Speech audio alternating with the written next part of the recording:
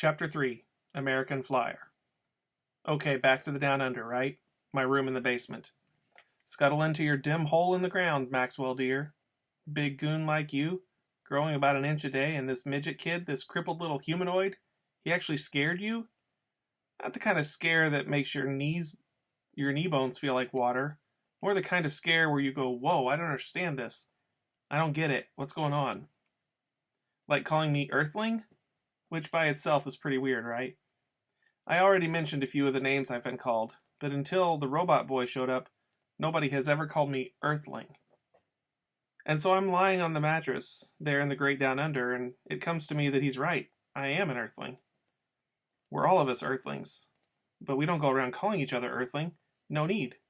Because it's the same thing that in this country we're all Americans, but we don't go around to people and say, "Excuse me, American, can you tell me how to get to the nearest 7-Eleven?" So I'm thinking about that for a while, lying there in the dark cellar, and pretty soon the Down Under starts to get small, like the walls are shrinking, and I go up to the bulkhead stairs into the backyard, and I find a place where I can check it out. There's this one scraggly tree behind the little freak's house, right? Like a stick in the ground with a few wimped out branches. I think it's really important to notice that this fake character in this fake book, is calling people names and calling himself names, and he's kind of disrespectful in how he treats everybody. That's the situation that we're going to start with here, but that doesn't mean that's something that we're going to emulate. That's not something we should copy. And there he is, hardly any bigger now than he was in daycare, and he's standing there waving his crutch up at the tree. I kind of slide over to the chain link fence, get a better angle on the scene. What's he doing whacking at that crummy tree? Trying to jump up and hit the branch with his little crutch, and he's mad, hopping mad. Only he can't really jump. He just sort of makes this jumping kind of motion. His feet never actually leave the ground. Then what he does, he throws down the crutch and he gets on his hands and knees and he crawls back to his house. If you didn't know, you'd think he was like a kindergarten creeper who forgot how to walk. He's that small. And he crawls real good, better than he can walk. And before you know it, he's dragging this wagon out from under the steps. Rusty red thing, one of those old American Flyer models. Anyhow, the little freak is tugging it backwards a few inches at a time, chugging along until he gets this little wagon under the tree. Next thing, he picks up his crutch, and he climbs in the wagon, and he stands up, and he's whacking at that tree again.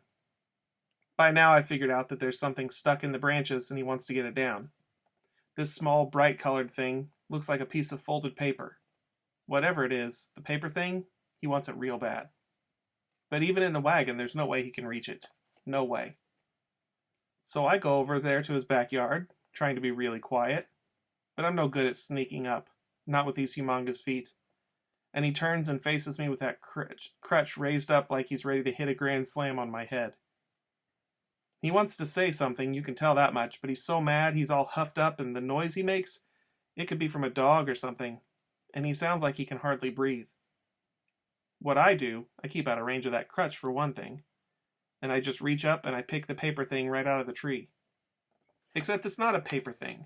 It's a plastic bird, light as a feather. I have to hold it real careful or it might break. That's how flimsy it is. I go, "You want this back or what?"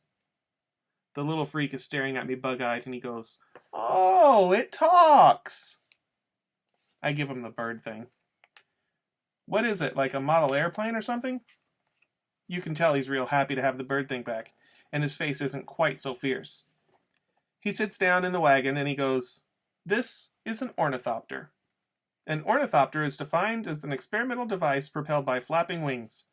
Or you could say that an ornithopter is just a big word for mechanical bird." That's how he talked. Like right out of a dictionary. So smart you could hardly believe it. While he's talking, he's winding up the bird thing. There's this little elastic band inside, and he goes, "Observe and be amazed, Earthling." And then he lets it go, and you know what? I am amazed. Because it does fly just like a little bird, flitting up and down and around, higher than I can reach. I chase after the thing until it boinks against that scrawny tree trunk, and I bring it back to him, and he winds it up again and makes it fly. We keep doing that. It must be for almost an hour, until finally the elastic breaks. And I figure that's it, end of ornithopter. But he says something like, all mechanical objects require periodic maintenance. We'll schedule installation of a new propulsion system as soon as the Fair Guinevere gets a replacement.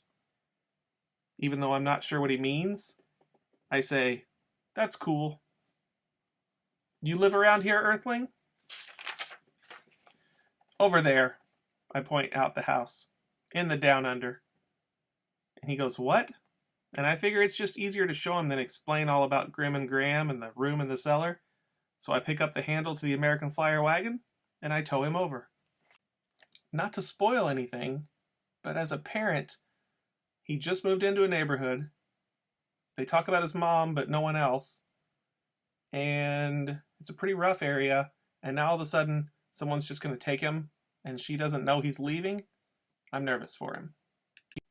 It's real easy. He doesn't weigh much, and I'm pretty sure I remember looking back and seeing him sitting in that wagon happy as can be. Like he's really enjoying the ride and not embarrassed to have me pulling him around. But like Freak says later in this book, you can remember anything, whether it happened or not. All I'm really sure of is he never hit me with that crutch.